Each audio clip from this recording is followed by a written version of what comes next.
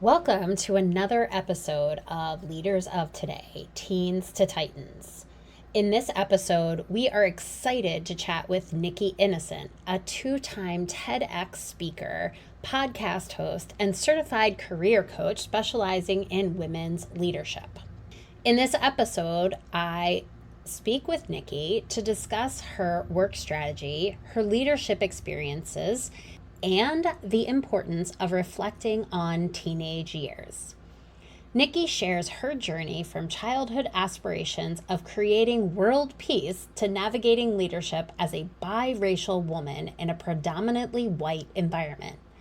We delve into the impacts of microaggressions, the importance of race, gender, and inclusion, and the necessity of redefining success metrics. Nikki's insights on embracing authenticity and encouraging self-acceptance provide valuable guidance for young leaders. Join us today for an inspiring conversation filled with insights, personal anecdotes, and actionable advice for aspiring leaders. Don't miss this episode. You're listening to Today's Leaders, from Teens to Titans. Hi, I'm Lorraine Connell, a teen leadership coach. I transitioned from teaching chemistry to coaching teens in leadership, helping them realize they can do hard things. We've often believed that leadership is an innate trait, but it's actually a skill you build and improve. On this show, you'll meet today's leaders who share their teenage experiences, revealing how they've developed confidence, direction, and the tools to become the leaders they are now. You'll discover how you or the teens in your life have the potential to be confident leaders, even if it doesn't seem possible today. Hello, everyone, and welcome to Leaders of Today, Teens to Titans. Today, we have a special guest joining us, Nikki Innocent, who brings a wealth of experience in modern leadership with a focus on gender, race, and generational change in our society. We will be diving into why she's so dedicated to this work and why she thinks it's important for all of us to be as well. I'm incredibly excited to hear Nikki's insights on these important subjects. And so, without further ado, let's jump right in. Thank you so much for coming, Nikki. Oh, thank you for having me. I am so excited. Just so you know, I usually don't write notes, but I was like, I feel like there's going to be so many great things we're going to talk about today that I had little Post-its, and so I got myself ready. And so I'm excited about that. And I know we're going to go so many other places. So thank you for having me. I know. Are you ready to go back to teenage world of Nikki? Teenage Nikki, I love her so very much.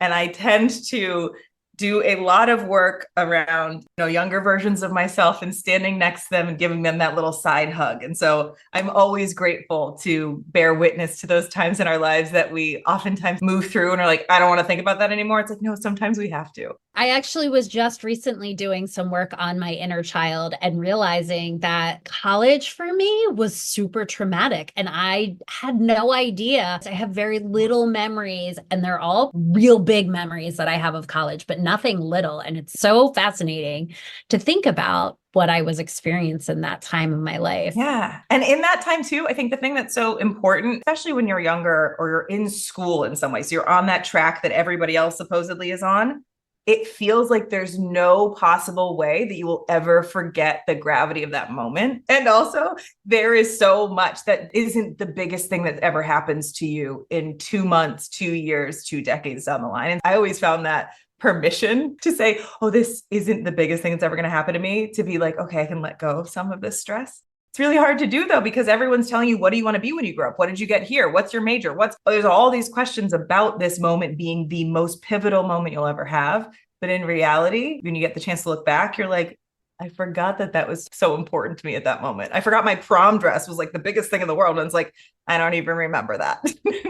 There is such a value of that time period in teens' lives. And I often asking people to get me their teens before their junior year, because junior year is when everything shifts from being fun and lighthearted to get to work, decisions become life and death, do or die. If you don't do this SAT and get this right grade, then you're not going to college. And if you don't get into that college, then everything collapses. And you're right. We ask kids all the time, what do you want to be when you grow up? Where do you want to go? What are you going to study? And they're like, I just need to get a good grade on this physics test. I moved to New York about 2 years ago, and I've been trying to find a place to go watch sports. So for me, that is a place where, like a child or a kid should be able to play.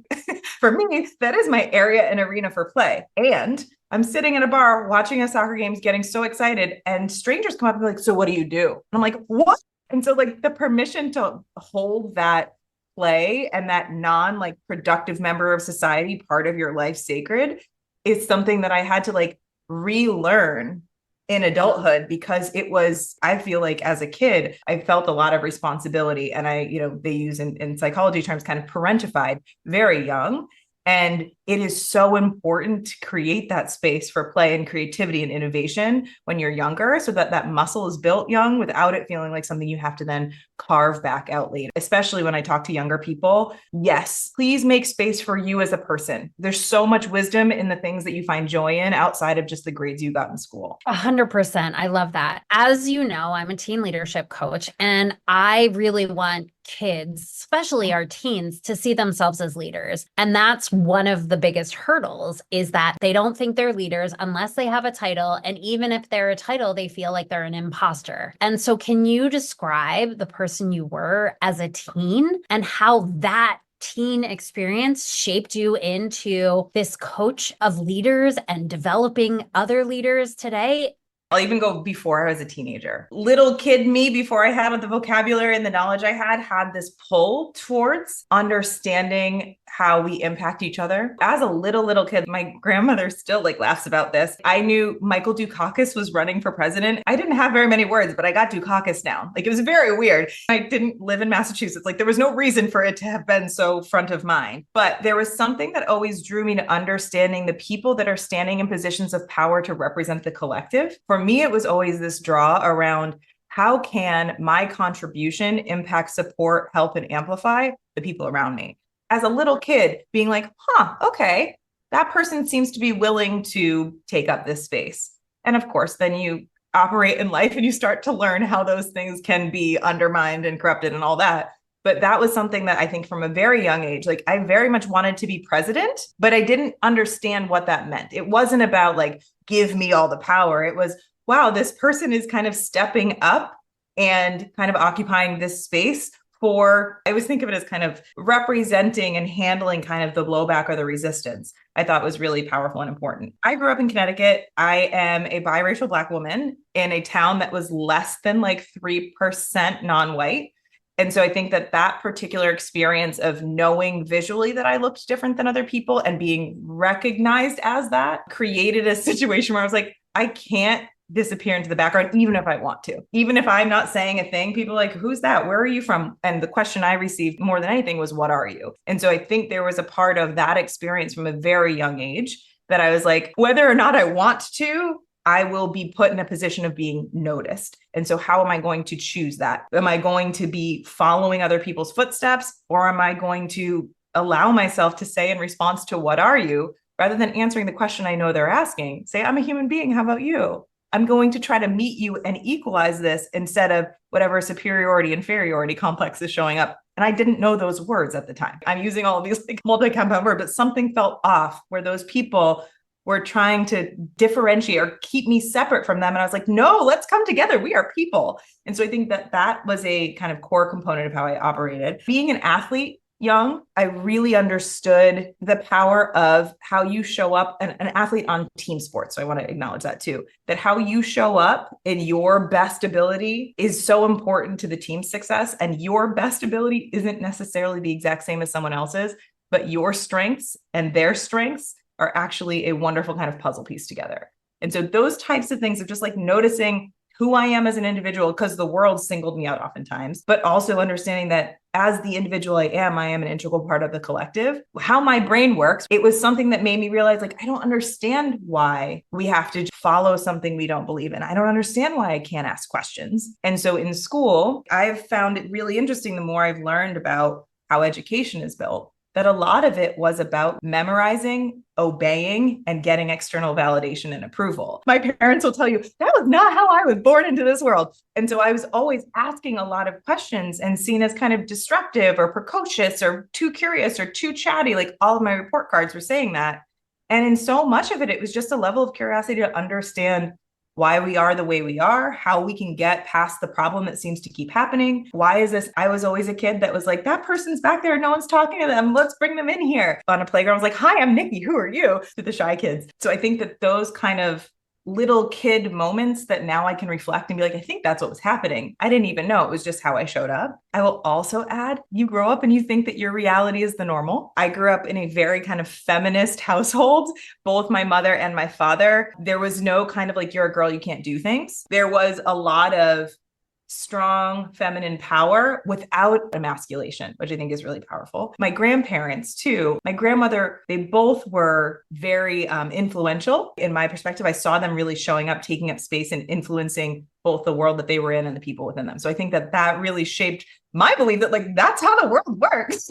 Then going out into a world that was like, sorry, girls can't do that. The power of the space and the community you grow up in as your whole world until you start meeting other people can really impact the way that you recognize when something feels off and the permission that you're granted to talk about it, to ask about it again, which I think is what happens in that joy and play space. Because when we're in that creative play space, it's about testing things out, failing and stumbling. But when we become like the productive person, it's about how do I get it right? And there's only one right way to do it. I always talk about this with millennials in particular, which obviously the folks that we're talking about are even younger.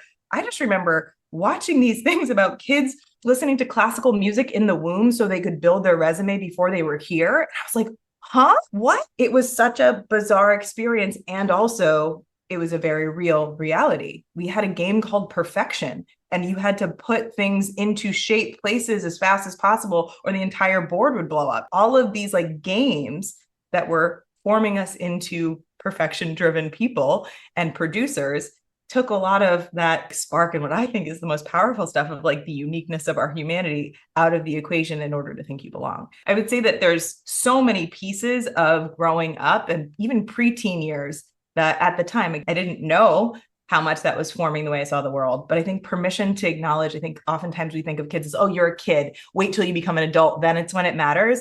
So much of those younger experiences have shaped and formed how I look at the world. And I'm grateful for them. There were a lot of really difficult things that happened when I was younger. My parents got divorced when I was 3. My mom was remarried to my stepfather, who I now know, I didn't know at the time, was an alcoholic. It was a very abusive dynamic there. It was really challenging. My hometown was extremely racist, but in like the northern kind-ish racist way. Didn't have the words for the forces that were happening, that were coming up against that little kid that was like, we can all come together and do all this great stuff. It's like, why is this so hard? Having both of those things exist at the same time have really formed and shaped the bizarre way that I can stand in the ick and be optimistic at the same time. And it's the way that I think that the survival tactics in my brain have created that as the way that I can make it through, for better or worse. When I was about like 8 years old, I requested to my mom to go to therapy. I knew that in the spaces and the places I was in, these people loved me, but I wasn't able to have the types of conversations that I needed to have and the support that I needed to have, that I couldn't really figure out what was wrong either. My mom saying yes to that, I think, was really powerful. And the permission to have a space and a place that was safe to work through all the other elements of like, who am I? As a little kid, I remember looking at the mirror being like, you're the only person who's going to be here for every moment of your life. Those types of things all shaped and formed how I look at the world now. And even more so now that I've kind of left my corporate career, the parts of myself that I've come back to and like found much more of a sturdy foundation on. Which again goes back to like the kid you know so much. Trust parts of that, please. So many threads that we can pull from. There was something that you shared early on when you said that you knew you wanted to be the president, but for reasons that didn't really equate to the norm. I guess what really struck me was, what do you think would have happened? Not what your answer would have been, but what do you think would have happened if somebody had asked you why you wanted to be president? Because I would love to know why you wanted to be president at that young age. But if I had asked you that, would that have said to you, you're not the right fit? But I'm curious, what do you think it would have meant if somebody had asked you that question? So I would have just been like, oh, you're asking it in the same way that I would be curious. So let me answer that for you. I think that even the what are you question that I got older, it took until my like later teenage years to get a little bit more cynical about it. Of like, oh, I know what you're asking now. So let me meet you with your dehumanization at a place of that's not okay here. But when I was younger, I was like, oh, here's what I'm a soccer player on this. And I would tell them everything about myself. And so I think the same kind of energy would have come to, oh, and my answer, it's funny because my brain went to like the Miss America answer. Like I would have been like, oh, I would have been position to create world peace. I would have been able to feed people. That power that you can use all the things at your disposal to help people. Again, I optimistically believe that's why people did that. We were in a country that was supposedly a global superpower and we stood for democracy, freedom, liberation, all of this. Let's do that. Like if I had the ability to use my time here to do that, why wouldn't I want to? And so I think that that was kind of my mentality around it. But also, I never saw anybody that looked anywhere close to me doing that. When I was young, feeling that, I think I didn't really understand. I saw people as people as people. You said that it wasn't really till your later years that you realized not what they were actually asking, but what the intent behind that question was. I don't know if people who ask that question know what they're asking and what the impact is. And I will share that I probably only in the last 2 or 3 years became aware of what it meant because microaggression, which is a term that you probably are very familiar with, and my audience is the acts of little things that bring people down. But for me, I didn't understand that the micro word is actually geared towards me, the person who might be asking you, what are you? And so it wasn't until I realized that if I'm doing that and this person's doing that and this person's doing that, yeah, it's micro to me, but it is no longer micro to the person who continually gets that same question asked. So can you share with me your progression of that question or those kinds of questions and those kind of experiences and how that's developed into helping you share that knowledge with modern leaders? Most of my work is in like the kind of corporate space, people in the workplace, leaders in the workplace, and people, even the biggest leaders have a hard time calling themselves leaders, especially if you don't occupy a body that you have been told and shown is allowed to have power. So if you're having a hard time with the word leader, very normal. It's about claiming what leadership looks like for you more than trying to be somebody else in order to be a leader. So I would just add that to the mix. I think there's something that's so fascinating about 2020 and us having conversations about race in America in particular that then added microaggressions to the lexicon. It then tried to make it us versus them in some way, shape, or form. Either you're bad or I'm bad. And I actually think so much of the what are you is a culture of dehumanization that has been built on a lot of systems. For me, it's less about the microaggression. It's more about understanding the microaggression is a symptom of a virus. And the virus is oppression. And that oppression, in particular in America, operates under white supremacy, operates under patriarchy pretty significantly. And I think the element of ageism, why I focus on gender, race, and generational change, is that ageism is a tool that can be used at any point in time to silence anybody that's kind of popping up in across that. The reason I bring those up is that the microaggression is like the cough that you have when the virus is this thing. You can have a persistent cough and not think there's a virus. You're like, oh, I have this tickle in my throat. And you keep coughing. I think oftentimes we try to vilify the cough as the problem when the cough is the symptom. The micro piece of it, that people use this turn of phrase a lot around microaggressions, it's like a paper cut. So if you only get one paper cut every few years, you're like, ah, damn, a paper cut. But if every interaction you're having is a paper cut, it creates a gaping wound that then gets infected, that then makes you vulnerable, and then destabilizes your immune system so that you can't operate. Think about the fact that every person asking you, what are you, becomes a paper cut. The whole point of the oppressive virus is to destabilize you and take you away from your power so that you are infected because you are completely torn up by all those paper cuts. As a little kid, I was like, why are all these people? It felt like a punch to the gut, honestly. It's like, why are they all knocking the wind out of me all the time? I'm just showing up and I'm like, hi, I'm Nikki. Want to be my friend? I'm like, boom. And I'm like, huh. And they don't even know that like you're saying, they don't even know they punched me in the stomach because their curiosity has been given permission to say, what are you? If somebody asked you, what are you? It's a very bizarre thing. Another question that I used to get is like, are you adopted, when they'd see my parents? And it wasn't, adoption is not problematic. It's that you think I don't belong to my parents because you have a belief on what that means. And so much that what are you question, the adopted question, that is me recognizing that you don't belong here. You are outside of the norm that I believe to be here. Doesn't mean you're intentionally weaponizing belonging. But when we live in a culture of tribalized sameness, like you're like me, and so that's okay if you're different than me, I need to investigate and figure out what that means about me rather than about you. It creates a separation. Part of why as a kid, the color blindness that was the 90s, that resonated with me was because I literally see you as a person. But the fact that what 2020 brought a lot of people was I grew up in the 90s, 80s, 90s, I would say, of color blindness. And now you're telling me when I say I'm colorblind, that's actually problematic? What do you mean? And it's how color blindness was used to give permission to those kinds of questions. That it's like, what are you, an animal or a person? Which that kind of dance with understanding the impact of what you say. Again, intent, impact. What you're asking in that question is, tell me more about you. But the way it's coming out is prove to me that you meet me at my same level. It's just expecting additional labor and work, and invisible labor and work from the other person to meet you at your normal. Creates just that labor, again, is even more disempowering for the person who's receiving it over and over. I will say this, in 2020, the thing I'm grateful for is that we were able to give language and words and a relative, I wouldn't say everybody agreed, but a level of collective agreement that this isn't gone, is still very much a problem. Our ways, methods, and systems of separating each other, disempowering each other. But I do think that because we grew up in a memorize the definition, so now you know the thing reality, it made it really hard for it to sink in without it meaning that you're good and I'm bad. It doesn't give permission for nuance. My brain is like school and learning is the place where you learn critical thought and you learn nuance. The fact that we build a whole system around quiet the authentic question that you have or the thought you have, the belief you have, the experience you have, to defer to 3 textbooks that everybody's learning from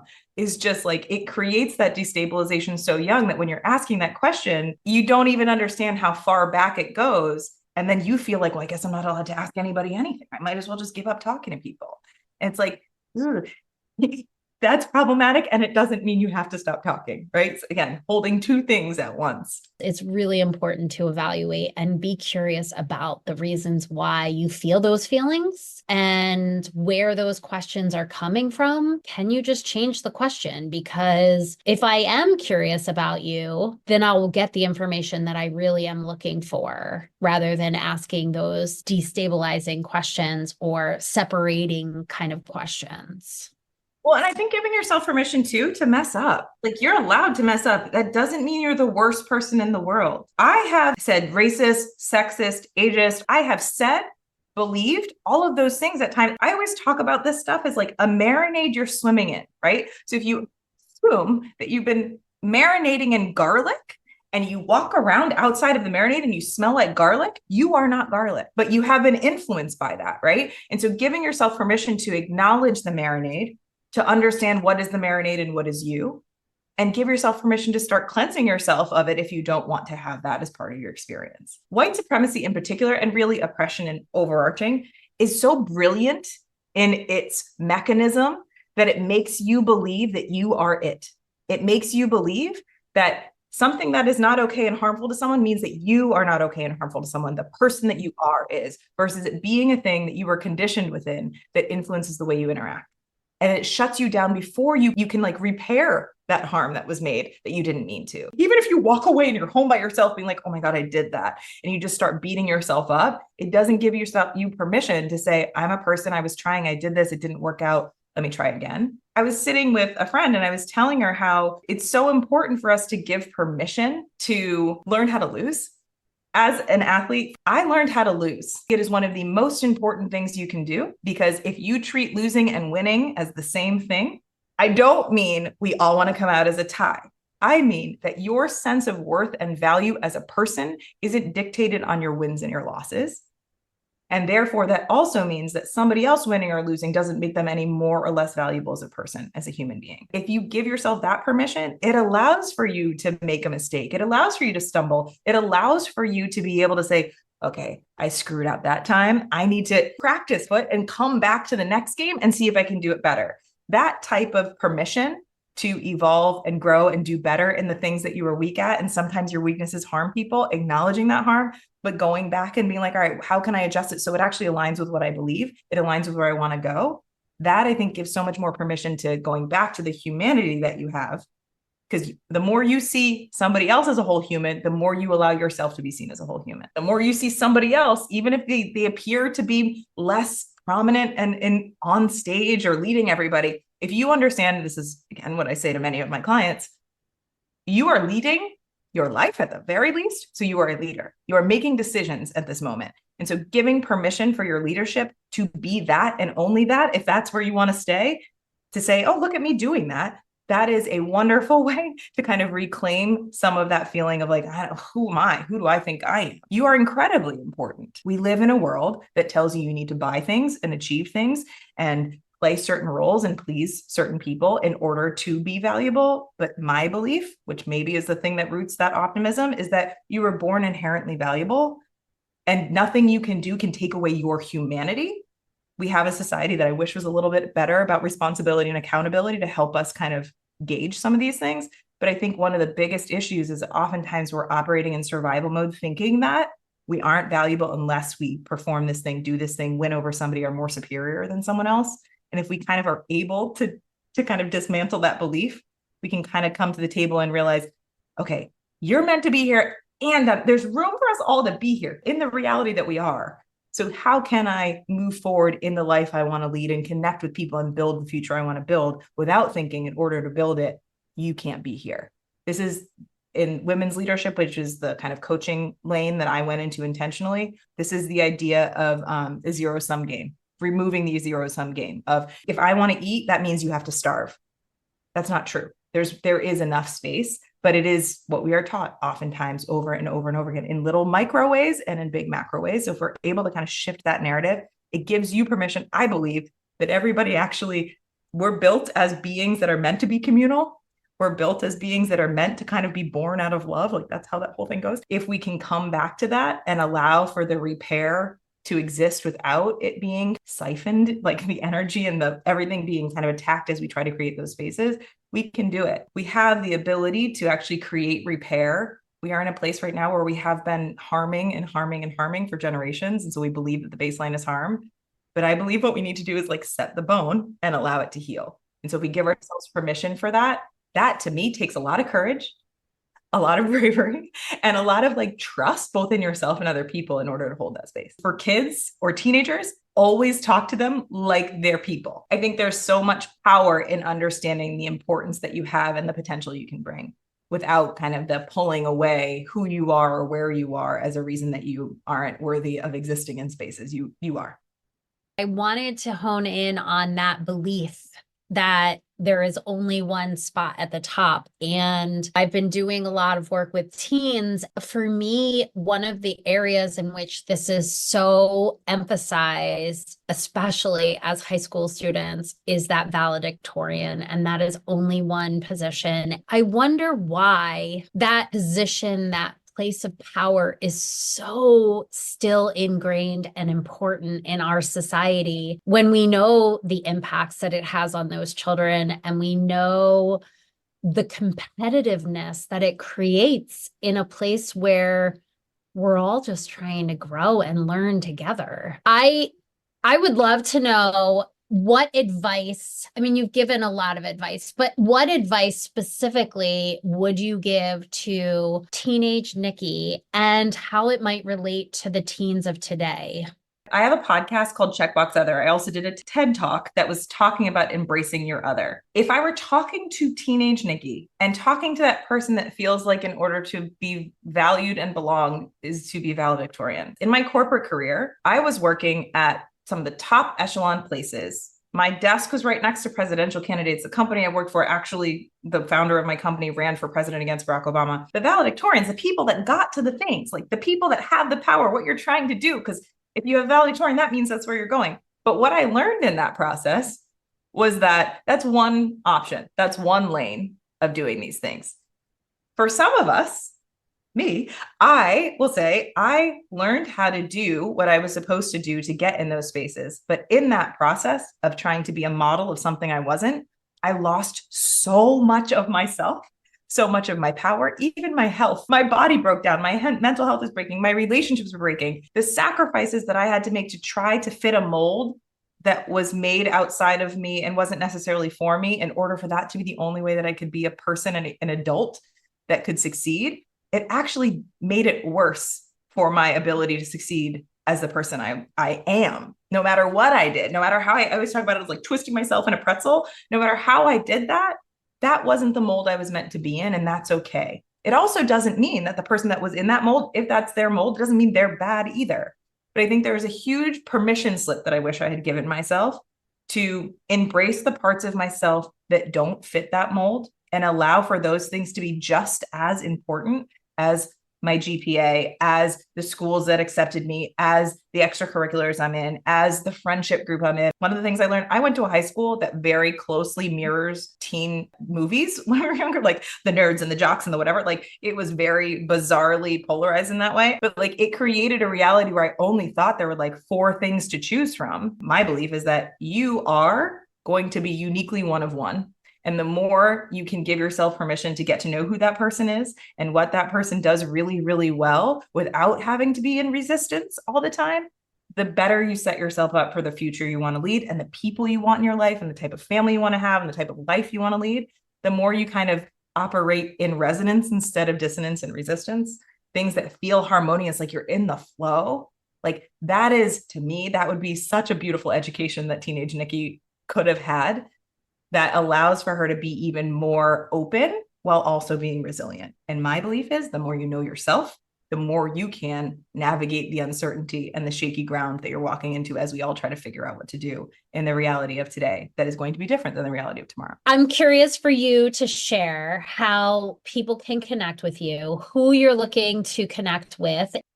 It feels like this container you've created is a beautiful place and space for anybody, no matter what time they're coming into it, where they are in their life. Like the fact that you've created this space for people to be able to explore this stuff is such a gift. So thank you for that. People can connect me on social media. I'm at Nikki Innocent and all the things. The focus of the stuff that I'm doing now, I do a bunch of speaking things. So if anybody is out there looking for people to come and speak at, whether it be for students, college students, corporate, that's where I do a lot of my stuff. Because I talk to you like you're all the versions of yourself. So I really enjoy kind of being in places and spaces, especially after COVID, to actually be in person with other people. I think that is so powerful and important. And also I'm an extrovert, so that might not be everybody's reality with us all coming back together. And if you're somebody that is looking for, especially if you're like a parent, somebody that is an adult supporting a teenager that should be working with Lorraine, and you want some sort of space or place to talk about some of the things we talked about or some of the struggles you have, stuff that's been in the way, like I'm happy to do that. I work with individuals in their kind of leadership, coaching, career journey. And I go in and I do some of this work at workplaces, especially because of COVID creating all of the layoffs. And I always taught like merger and acquisition energy of just like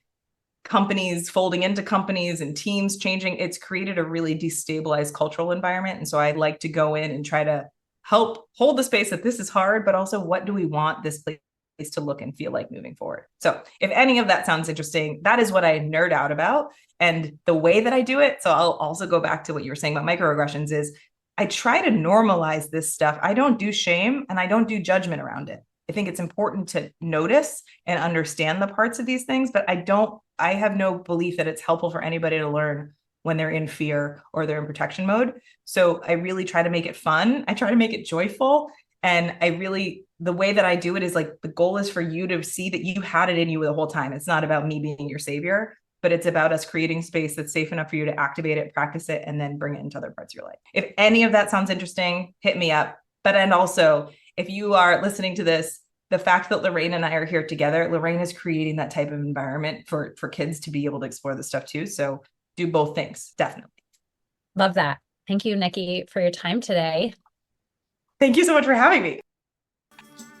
Thank you for tuning in to this episode of Leaders of Today, Teens to Titans. If you found this episode helpful, please subscribe, leave a review, and share it with other parents who might benefit from this conversation. Together, we can support our teens in building healthy, positive relationships and become leaders of tomorrow. Until next time, I'm Lorraine Connell, and this is Leaders of Today, Teens to Titans.